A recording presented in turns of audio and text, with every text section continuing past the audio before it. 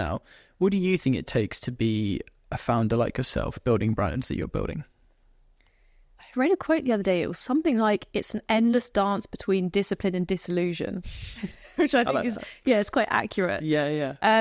Honestly, I think it takes so much more than people think. You know, when you're talking about being a founder, people assume, oh, you've just got to give up evenings and weekends. But as a founder, that's what you want to do. Like, that's the exciting part, right? Because you just want to keep working on it. But I don't think people talk about what it actually does to you mentally. And, you know, you just have to give up your whole mental bandwidth, your sanity. It's, you know, it's what you take to bed at like 3 a.m. when you wake up. You know, like, don't think about it. And your mind is just spinning with work, or you know, you finally go out to dinner with friends and you're having a conversation and like, I'm looking at you, but like my brain is over here. I'm just like completely disassociated, thinking about, you know, how am I going to pay that bill tomorrow when we don't even have that many like numbers in the account? How are we going to get through, you know, whatever's just like being thrown your way? Yeah.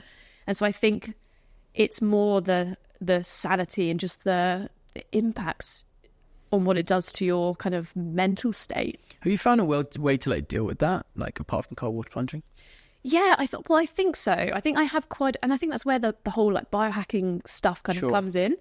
And also, I've been really bad at this the last few weeks. We've had a few really intense weeks, so I always feel like a fraud saying this, but the things that really help me are like breath work. Like, ideally, I do that in the morning. I have a really good morning routine. You know, I'll get my red light in, I'll go and work out, and I'll go to the sauna. And as soon as I stop doing that and taking the time to work out, and I start feeling awful, Really? I'm like, why do I feel bad at all?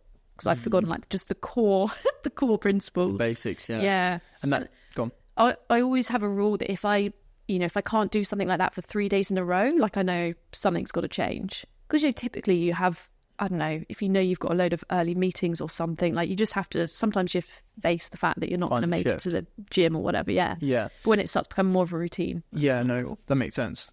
The you mentioned a little bit about like kind of what it takes from you as an individual to run a business like this, and that sounds like it's the kind of like just dealing with the life and I guess the mental strain, you know, because as again, neither of us want to sit here and talk about founders being elitist, but it's very hard to explain it, if that makes sense.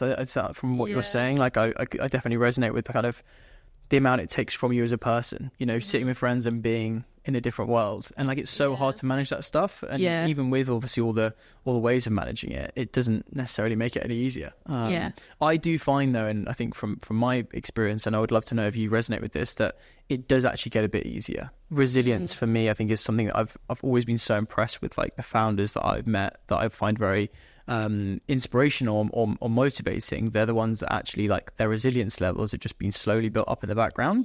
Doesn't mean it's easier for them, but it just means that actually, like, a problem for me now is a problem they had 4 years ago, and actually, like, it's the line of their book. It's not a page or a chapter anymore. Do you know what I mean? Have you found that? Oh, entirely. I was talking to a friend about this the other day, and they were saying that when they struggled, when they were, you know, starting their business or running their business, and some of their friends just didn't really seem to get it. They said that you have to deal with so much that you're kind of that learning curve or that exposure, like you have to adapt so quickly, and that does naturally build resilience and just a kind of a different mindset. And also, this is, I don't mean to just take it back to cold water therapy, but one of the things I love about it most is the resilience it builds. Really? Because you're training your nervous system how to be calm in a stressful situation. And it's a phenomenon called cross-adaptation, where that ripples out into other areas of your life. And it trains you to just deal with any kind of stress, whether that's, you know, relationships, work, whatever it is. I've never thought about it like that. That's really... So what you're saying is the experience of the therapy, your body then is adapting to, it's building up resilience. Obviously that's physical, but then that feeds out into the rest of your kind of... Well, it's mental as well, right? Because you've got to like stay in the ice bath, but like when all you want to do is jump out and like, you know, breathe slow, take control of like your response. Like it's very mental. Yeah, God, that's true. I've never thought about it like that.